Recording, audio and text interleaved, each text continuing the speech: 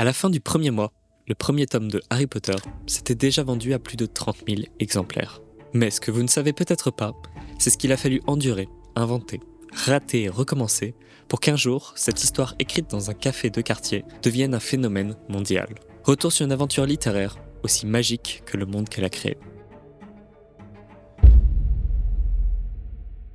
Joanne Rowling, qu'on connaîtra bientôt sous le nom de J.K. Rowling, est une jeune femme britannique passionnée par les histoires depuis l'enfance. En 1990, elle a 25 ans et travaille dans une entreprise d'Amnesty International. Elle prend un train entre Manchester et Londres.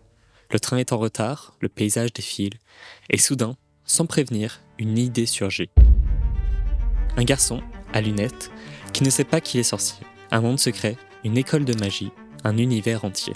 Plus tard, elle décrira ce moment comme un éclair. L'idée d'Harry Potter m'est venue dans le train. J'étais assise là, et tout me semblait clair. L'école, le héros, ses amis, je ne sais pas pourquoi, mais je l'ai vu tout de suite. Mais la vie ne s'arrête pas pour autant. Sa mère meurt quelques mois plus tard, sans jamais lire une ligne de ce qu'écrira sa fille. Joanne part au Portugal. Elle se marie, a une fille, puis divorce. En 1993, elle revient au Royaume-Uni. Fauchée, déprimée, mère célibataire avec une petite fille et aucun emploi. Mais elle écrit, encore et toujours.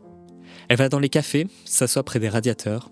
Pendant que sa fille dort dans une poussette, elle noircit des pages, crée des fiches de personnages, invente des règles magiques et des jeux de mots latins pour les sorts. Dans une interview, elle dira « Je n'écrivais pas pour être publiée, j'écrivais parce que je ne pouvais faire autrement ».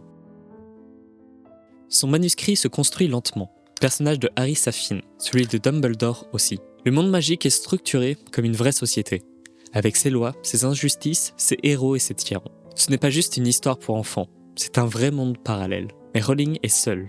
Elle n'a pas de contact dans l'édition. Elle commence à envoyer les manuscrits à des agents, à des maisons d'édition, souvent par courrier postal. À l'époque, tout est lent, long et coûteux. Les réponses arrivent, les unes après les autres. Refus, refus, refus. 12 maisons d'édition disent non. Certaines ne répondent même pas. D'autres envoient des lettres très sèches, comme celle-ci. Ce manuscrit ne correspond pas à nos attentes. Merci de ne pas insister. Mais elle n'abandonne pas. Elle continue. Elle réécrit. Un jour, son manuscrit arrive chez Christopher Little, un agent littéraire réputé. Il hésite, mais finit par l'envoyer à Bloomsbury, une maison d'édition jeunesse encore discrète. Là encore, c'est le hasard qui change tout. Nigel Newton, éditeur chez Bloomsbury, rapporte le manuscrit chez lui. Il n'a pas le temps de le lire, mais sa fille de 8 ans, Alice, le feuillette. Elle dévore le premier chapitre et dit à son père « Papa, il faut absolument publier ce livre. » C'est cette voix d'enfant qui convainc l'éditeur. Mais il y a une condition. Rowling doit prendre un nom plus neutre, parce que selon eux, les jeunes garçons ne voudront pas lire un livre écrit par une femme. Elle accepte. J.K. Rowling est née. Le K, d'ailleurs, ne correspond à aucun de ses prénoms officiels. Il vient de Caitlin, le prénom de sa grand-mère. Le contrat est signé. Le premier tirage, 500 exemplaires, dont 300 envoyés dans des bibliothèques.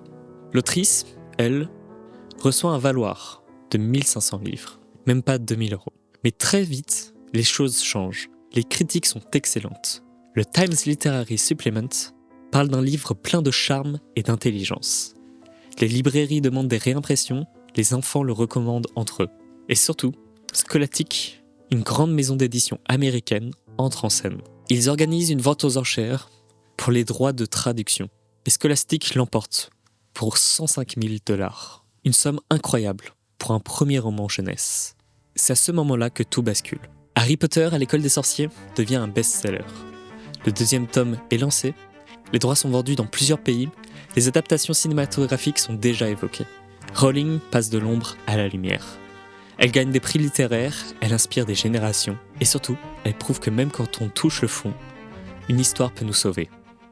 Elle dira plus tard « J'étais aussi pauvre que l'on peut l'être au Royaume-Uni, sans être sans abri. Mais j'avais mon manuscrit, et je n'ai jamais cessé d'y croire. » À la fin du premier mois, le premier tome de Harry Potter s'était déjà vendu à plus de 30 000 exemplaires.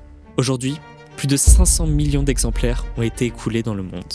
Mais tout a commencé par une idée, dans un train, et par une femme qui refusait d'abandonner. La magie, parfois, naît dans les endroits les plus ordinaires.